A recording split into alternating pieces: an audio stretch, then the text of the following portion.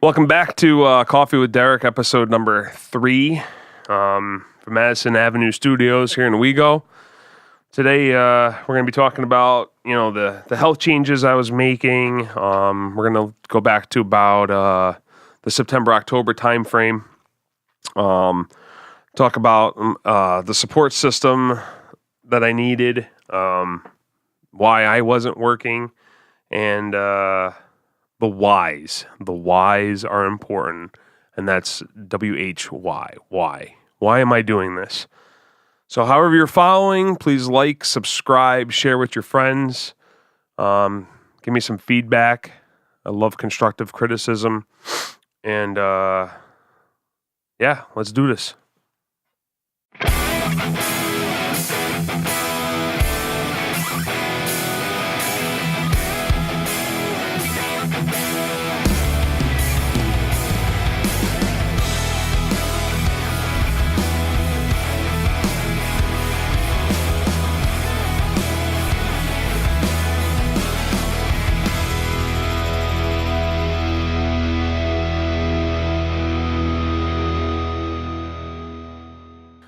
So today we're going to talk about the massive health change, September, October.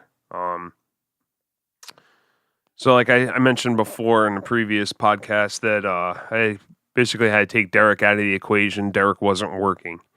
Not everybody struggles like I did, but my struggles were real and they were debilitating to some levels.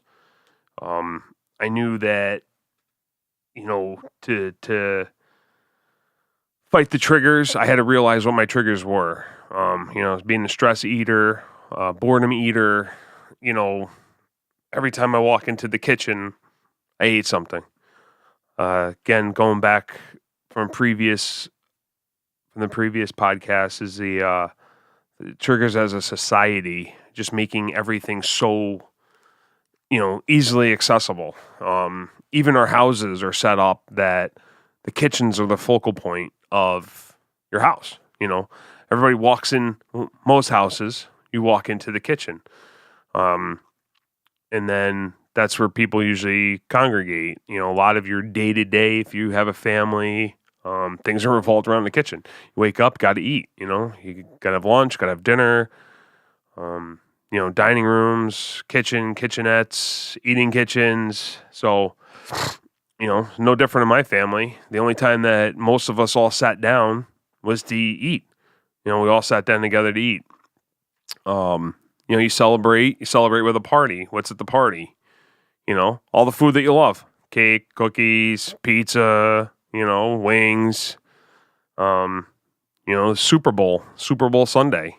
I mean, that's like their coin. Yeah, there's a game going on, but who watches the game? Only a small fraction of the 17 million viewers are actually watching the game. Everybody's there because they want to eat. They want to have a party. And I fell into it just like everybody else. I wanted to be there having a party, eat until I pass out. Thanksgiving, same thing. Holidays, birthday parties. It's like, we used to look for reasons to have a party. And everything was based around food.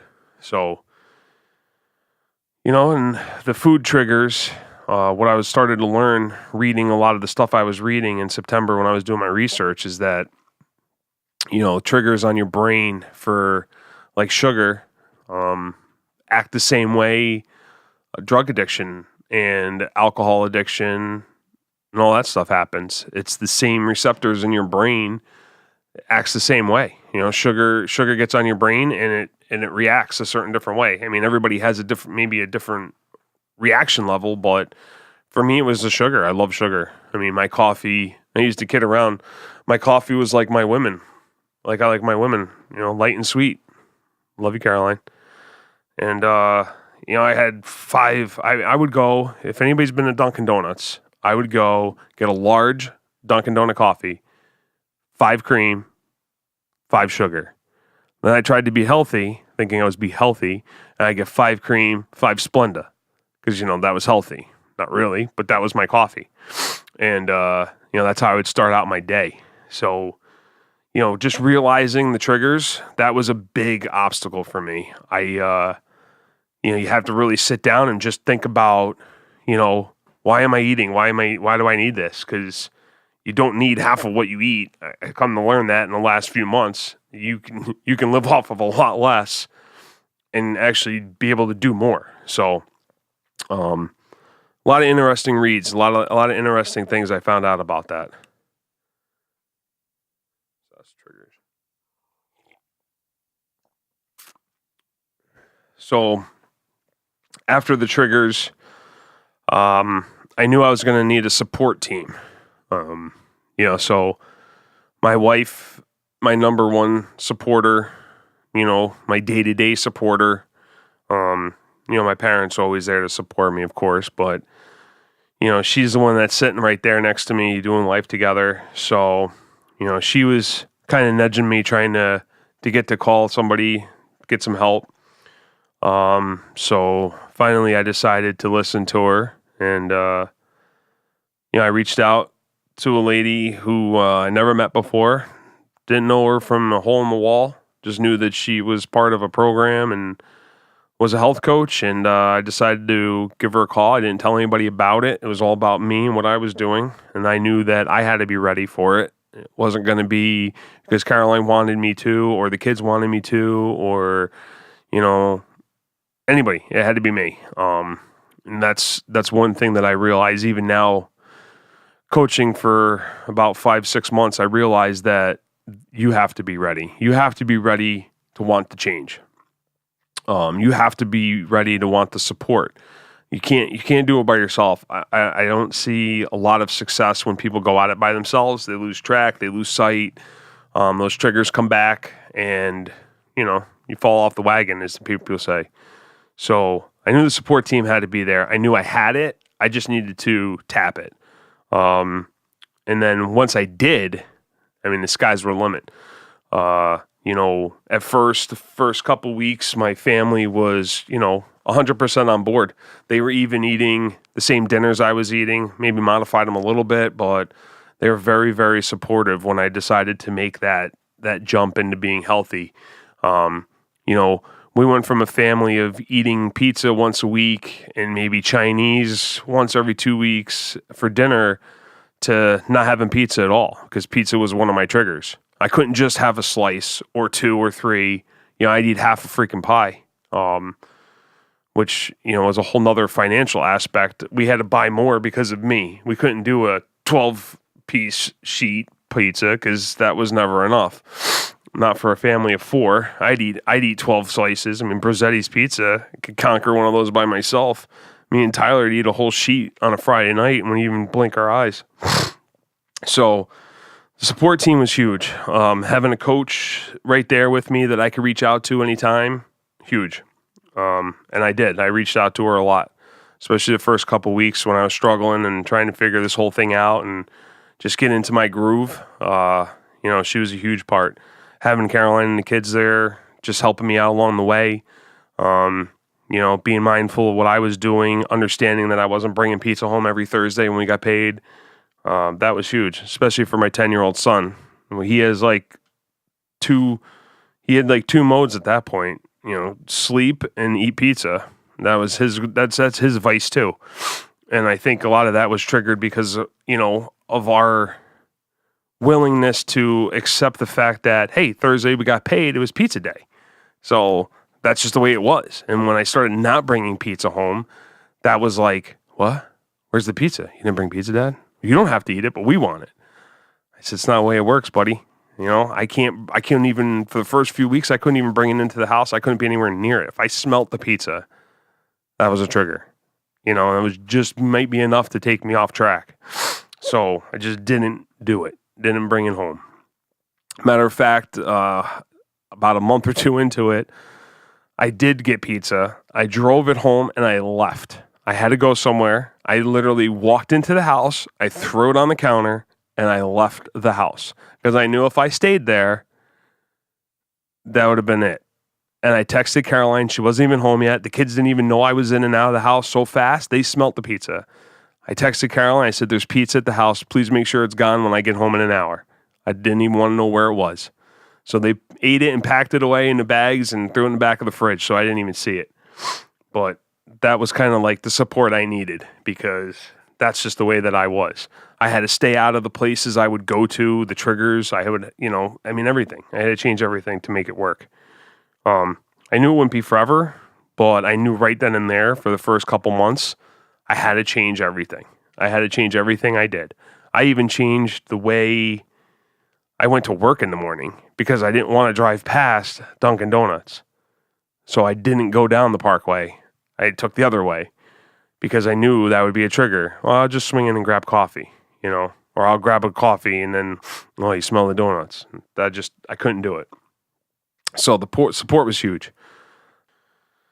So support leads into my coach. So when I decided to go on this health journey, I knew I was going to need more than just me. I knew that Derek wasn't working.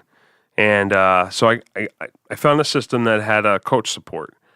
And when I first reached out to my coach, like I said, nobody knew I was calling her.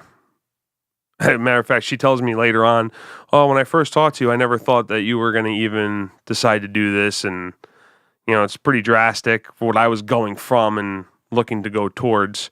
I had big goals in mind. I had big wants, and I just wanted to make the lifestyle changes. I just didn't know how Derek would factor into that. So when I reached out to my coach, I didn't know what to expect. I kind of was like very leery about it. First of all, talking to somebody that I don't know, which I know for some people that's not me. I'm a pretty outgoing guy. But when it came to me personally and my own needs and wants, it's a big difference. People, the two things that everybody holds the most sacred is their body and their money. So trying to talk to them about those two things is very hard, and especially when they correlate so closely together. It's very hard to break that bond when it comes to people's body and their money. They don't want to hear it. They don't want to listen to it. You can't tell people, this is stupid or that's dumb or whatever. Everybody has their own thing, which is great. It's fine. That's why we're all built the way we are. It's why we're all wired differently. But I knew for me, I needed to change that. So I sat down with my coach, and she talked to me about the program, and I knew at that point, I didn't care. When I finally decided to give up the gall to call her, I knew at that point she could have told me that I had to eat sawdust wrapped in Smurf berries, and I probably would have done it at that point. It didn't matter. I didn't care what she was going to tell me. I knew there was some reason I was calling her. There was a movement from inside of me that I knew this was the time. Why now? I mean, it was like the end of September. I had been dealing with this stuff for 6 weeks, 7 weeks now. I knew I needed to do it. It just took me sending her a message and her calling me back to say, hey, what are you doing? What do you have to offer? What's it all about? So I didn't care. I didn't care what it cost me. I knew didn't matter what it was. I knew it was going to be better than where I was at. So I didn't care. So I didn't know anything about it when I called her. I didn't know anything about the program. I didn't know about what she did. I knew she was a Beachbody coach at one point, but I needed something, and it was going to be drastic. So when I finally got to her and we sat down, one of the first conversations that we ever had was my whys. Why? Why do you want to do this? Why do you want to, what's your goal? So I actually wrote them down. And I'm a visual guy. That's how I learn. I don't learn to read. I don't comprehend very well when I read, and I knew that. And I knew I needed that visual reminder of why I was doing this. So I actually wrote down my whys on a big piece of paper, and I hung it from the seat I spent most of my time in at my house. And it was my visual daily reminder of why I was doing this. So my whys were to get active, lose weight, get healthy, heal my ankle, save money, drop meds, and live longer. And so far, I have met all of my whys sitting here today. Because I'm here today, so I've lived longer. I dropped all my meds. I'm saving money. My ankle somewhat is healing. I'm definitely healthier. I've definitely lost weight. I'm far more active than I have been probably in the last 2 decades. So it worked for me. Might not work for you, but it worked for me. The next thing that I needed to do is I needed to surround myself with like-minded individuals. I needed to get people around me that were kind of going for the same thing, which, might have taken me away from certain of my friends. I don't want to say take away, but, I knew I just had to stay away from, I couldn't go out at night. I couldn't go to, certain parties or whatever. I just had to stop doing those things for a while to get myself straight and realize what my triggers were. I had to write down a lot of things. So that month of October was pretty rough. But it worked. It worked for me. It continues to work for me. We started this thing a couple years ago called the Fat Pack, me and a bunch of my buddies. But it took me 2 years to actually really get into it. One of the guys was getting into it pretty hardcore. We all kind of just, circled around the hole per se. About eight or nine of us in there, and we all kind of talked about getting healthy, but we never really actually did anything about it. We all talked a big game, but it's still kind of fun. But now most of us are on board to getting healthier, trying to do the best we can. So it's actually been pretty cool, and it's nice to see the change in everybody, along the way, and the things that we've been able to accomplish over the last 6 months. And a couple of us are doing some extracurricular activities that are going to lead to some other bigger things. So it's pretty nice, pretty cool to see the changes and where everything is going. When I focused on the whys, one of the things they talk about in the health coaching world is, obsess over your goals. And those were my goals, and I obsessed over them, and I obtained them all. And it wasn't easy. I'm still a work in progress, but I had to have somewhere to go. I needed that next hurdle per se, and somewhere to focus on to get to.